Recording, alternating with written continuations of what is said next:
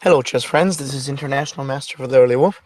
And first of all, I'd like to apologize for the mid-hour, so to speak. Now, first of all, we were supposed to start at 1 o'clock, then there was 12, and then because of technical difficulties, we were starting 20 minutes before 1. So, anyway, today I'm going to talk mostly about middle game. And because I've had so many lectures on middle game before, now I want to stress on how you, as an improving chess player, can use the different sources of middle game strategy to boost your game, to boost your level. You probably have heard about this 100 times. So, what exactly am I going to do today? Now, today I'd like to stress on three essential things. First thing is about how do you learn the middle game? How do you study the middle game? Second, how do great masters take on a middle game differently, and essentially they use the different techniques they use to become successful. And the third most important question is, what training program you have got to follow so that you can reach that level of excellence that you need in order to be really a master of the middle game. Now, that sounds like a big promise for just 1 hour or less than an hour lecture. Well, I don't know if I'm going to keep it, but one thing I'm definitely going to give you is I'm going to give you quite a few techniques today that you could use when you work on your own middle game. Sure that you don't fall behind masters of the past. So the game we're going to see was played between Michael Tal and Frederick Carlsen in the Bled Yugoslavia tournament in 1961. Basically, the game started with e4, c5, knight f3, knight c6, and d4. So as black exchanged, white took on the d4, and we have the Sicilian going with e6. White played knight c3, and then black played queen c7. What we see here is that white has a pretty solid support in the center, and he's going to back it up with a very good development. That matters most. However, the big question is exactly how does that stage of the game really relate to the middle game? And I'd like to point out a couple of things right now. The first thing that I'd like to point out is very important, and it has to do with the question, and that question is in the opening. I mean, are you looking for an attack? Are you looking for a defense? Are you looking for a win? So exactly what do you want to do right now? Now, this is very important.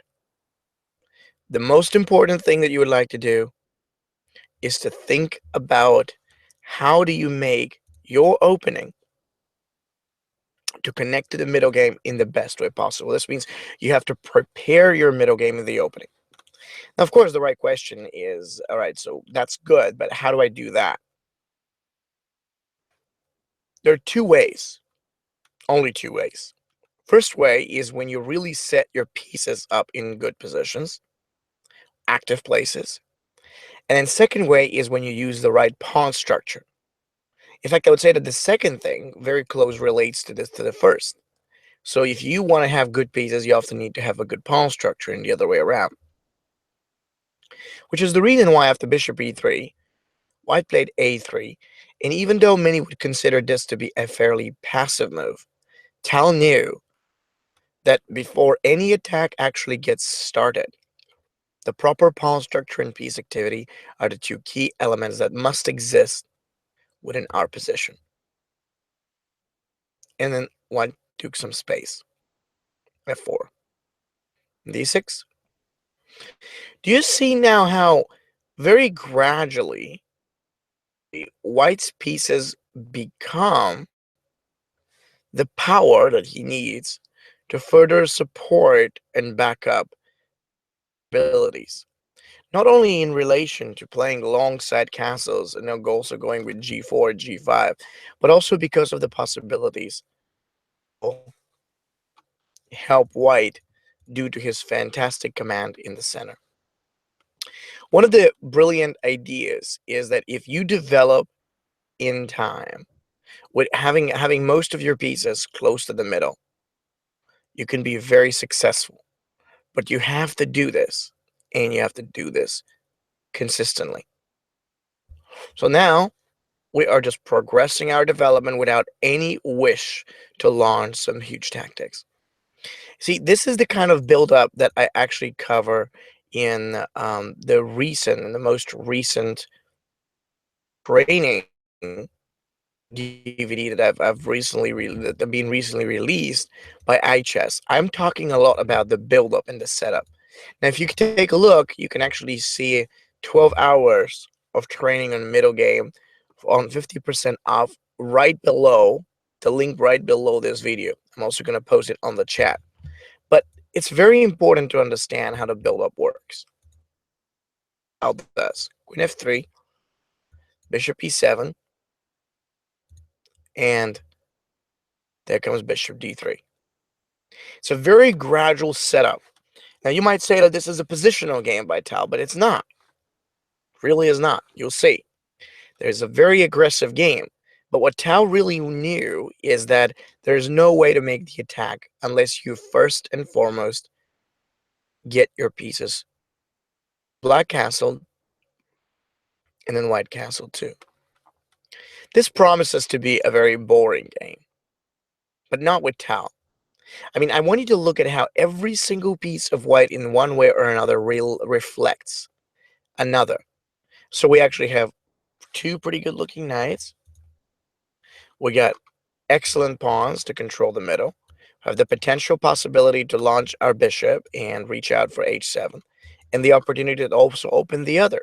So what you get to see is many things that go almost perfectly for white. And here's my first question to you. Okay, let's say that the setup is ready. What do we do now? What do you do after you finish up your development in the opening? Do you go for the attack? Do you look for a way to improve something else, or do you do something different? Take a moment to think about this and ask yourself, what is White's best way to approach this position right now? Hmm,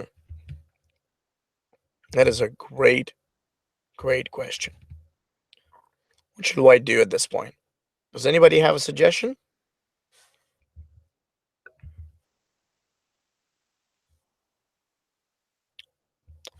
Well, first of all, what we need to do is to regroup. Now, that means that once you develop your pieces, you never have that power. You almost never have that strength that will help you to win. For this reason, what you rely on is regrouping. Did was a very beautiful move. He really wanted to make sure that his pieces stand out better and more powerful. With a move like Queen G3, we can think of moves like E5 or F5 and other tactical ideas that will come out really clear versus the opponent. Sooner Black plays King H8, White exchanges on C6, and he broke down with E5. A wonderful tactic and a brilliant idea that sets us up for the attack. Really interesting parts of it is we get to see how not only the attack on f6 is going to work, but also the light square bishop is going to focus on h7 now. Black move the knight back, is queen h3, knight h6. See, the attack really started, but everything else before really got very open. We finally get it going. It's really that simple. If you picture the best squares where your pieces can play a significant role in challenging the opponent, always have moves like e5. You're always going to have possibilities of that kind. Now black had to do knight g8, and white plays queen h3. That forces the black knight to come down to h6, and then white plays f5. At all those possibilities like bishop takes h6, f6, the attack against g7, and the fact that white is getting literally every single one of his pieces opened up, it is basically amazing. So after f5, black played knight takes f5 or rook takes f5. Of course, the main defender is quickly eliminated by the rook, and then the rest is great. f5, g6. Or Tal knew that when the pieces are in place, it's going to be rather easy to coordinate them and make sure that each of these takes up on the best possible square it can be. Like that way, with the bishop on the d4, we're threatening for edicts to the d6. We've got the black king really horrible, and we've got the remainder of the black of each of black's pieces in a terrible, an almost awful position. He run, white plays e6. And see this, he's got pieces, but none of black's pieces really does anything. If you really think about, okay, what does the black queen do? Nothing. What does his light square bishop do? Nothing. They're developed, yeah, but that doesn't mean anything. See, you need to have those pieces, you need to have those forces in condition, and they're not. So he plays bishop g5, e takes f7, rook takes f7, bishop takes the g6, which was a wonderful possibility. He played rook g7, followed up with queen e6 check here, and bishop e8. So now you realize the difference between the well-coordinated pieces and the badly coordinated pieces. If black takes it, we realize that white's got the rook and the queen, so he can very quickly recapture, take, and then checkmate the black king with the rook. Of course, that was quite devastating, so black had to make a flight square for his king, but it still doesn't help him because the pin remains, and white joins the last power, the last force in the battle, the knight. The attack is intense, and yet it started with the build-up. It started with the setup. It wasn't slow. In fact, it was quite fast. It's just that most people don't think it is that necessary to build up. So look at that now. Rook e8, and I'm going to ask you to think, okay, what should white do now? Keep in mind that black is making a pretty strong attempt to push us back and make us to retreat on downside positions. So it is very important, therefore, for white to pick up the best move. Does anybody have an idea? What should white do now? Keep in mind, he's pushing us down. Now we have got all those pieces, so we know that he's not supposed to be delivering any problems. But still, that doesn't answer the question how to do things right.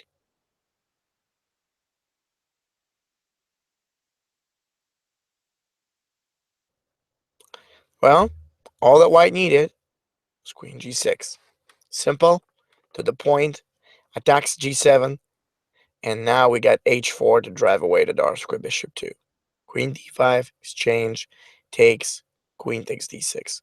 I mean, it's kind of amazing to really see this sequence because we realize the trouble that black is experiencing. The bishop that's hanging, the fact that we got rook e8, and the fact that, I mean, every single piece of his is really just terrible.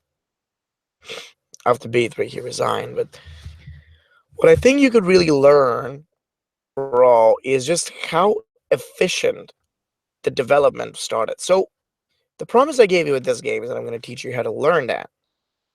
Learning is about discipline. Middle game is about discipline. Most important thing in the end, in the opening, is to develop fast and active, relating to the pawn structure and the activity of our pieces. However, most players don't think like that. They know they should, and yet they don't. Development, we actually carry on with the improvement and preparation. We transform that into a beautiful, brilliant tactical sequence that black simply could not handle. Wonderful setup, and I have to admit too that looking back at this game from Tal's perspective, every single move and the possibility to attack really worked out well. I want to encourage you to do two things when you study the middle game.